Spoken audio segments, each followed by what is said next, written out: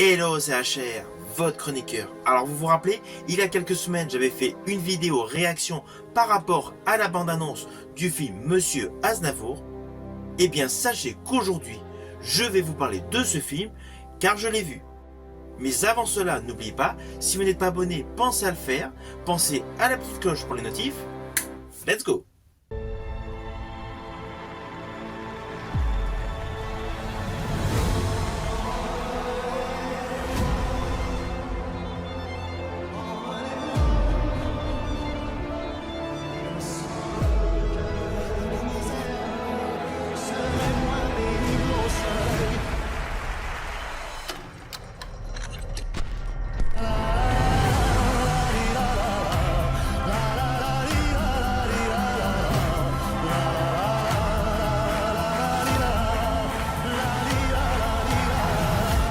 Ils n'ont pas fini d'entendre parler d'Aznavour. Alors tout d'abord, j'espère que vous allez bien. Sachez que ce film Monsieur Aznavour, j'ai eu la chance de le découvrir en avant-première.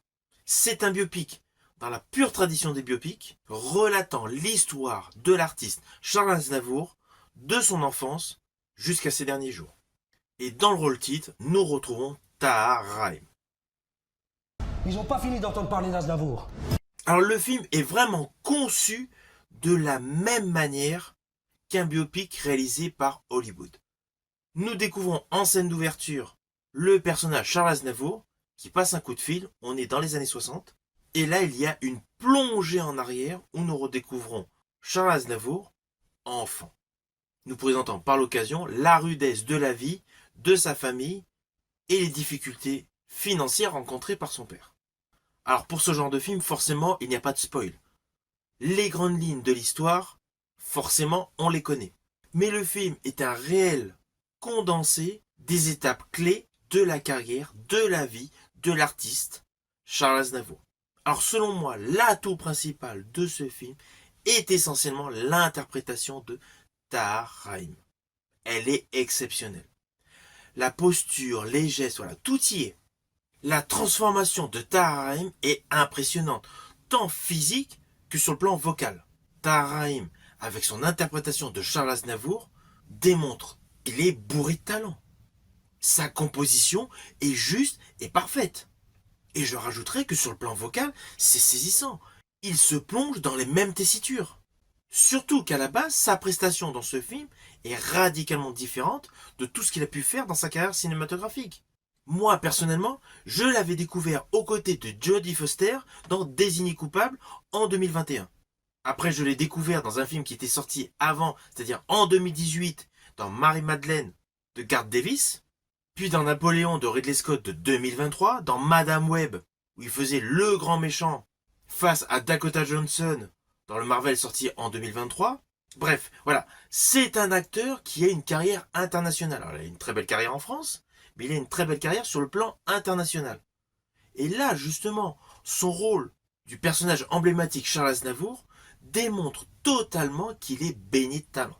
Sa composition dans ce film est radicalement différente de tout ce qu'il a pu faire.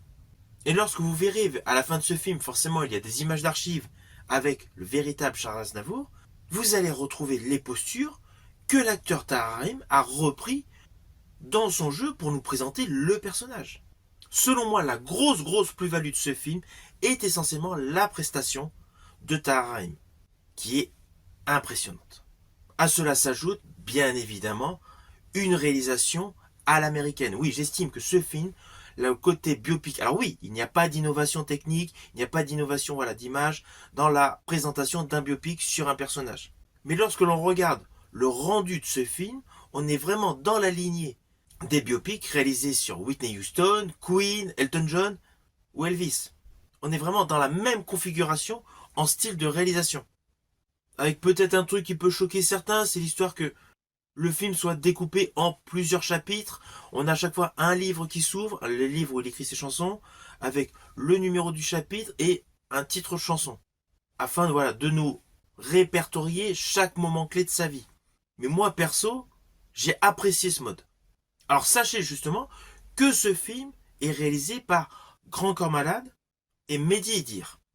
C'est leur troisième collaboration ensemble, Ils avaient réalisé ensemble, en 2017, Patient, en 2019, La vie scolaire, et là, en 2024, Monsieur Aznavour. J'estime que leur collaboration monte en puissance en termes de qualité visuelle. Déjà, leur duo avait parfaitement fonctionné dès 2017, mais là, ce film Monsieur Aznavour est un level au-dessus.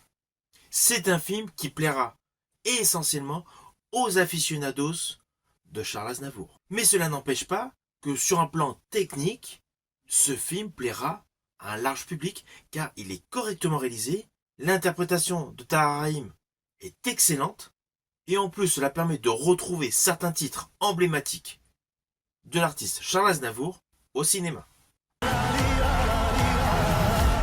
Ils n'ont pas fini d'entendre parler d'Aznavour. Alors au final, naturellement, c'est un film que je vous invite à découvrir. Le film est bon, mais essentiellement la prestation de Tahar Rahim est exceptionnelle. Si ma vidéo vous a intéressé, n'oubliez pas, petit pouce vers le haut, pensez au partage. Quant à moi, je vous dis à bientôt pour une prochaine vidéo.